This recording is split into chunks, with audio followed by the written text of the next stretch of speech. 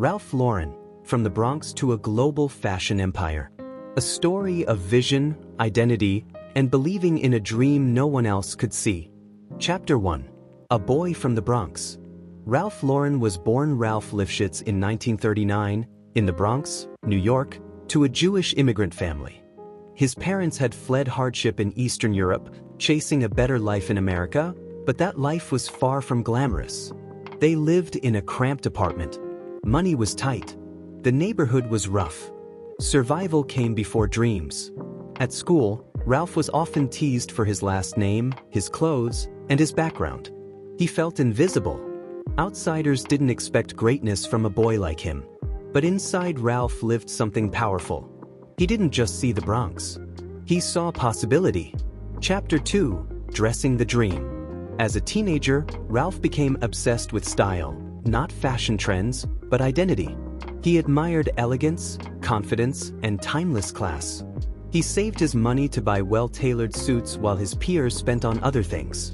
People laughed at him. They said he was pretending to be something he wasn't.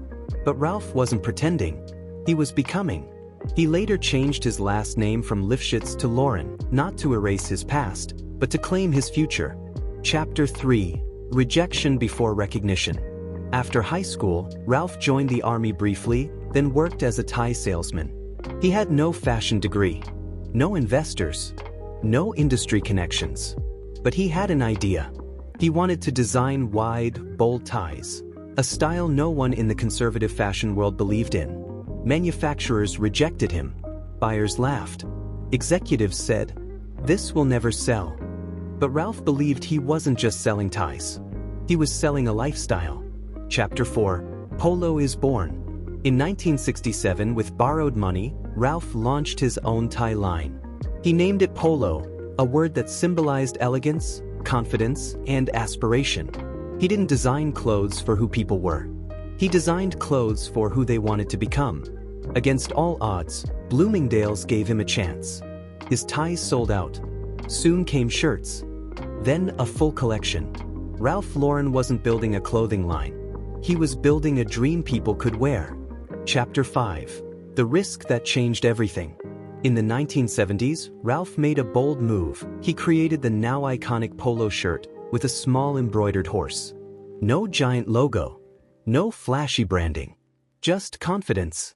Then Hollywood noticed. When The Great Gatsby was released, Ralph Lauren designed the costumes. His vision of American elegance exploded onto the world stage. The boy from the Bronx had redefined luxury. Chapter 6.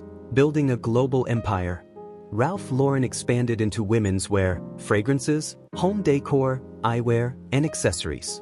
His brand spread across continents.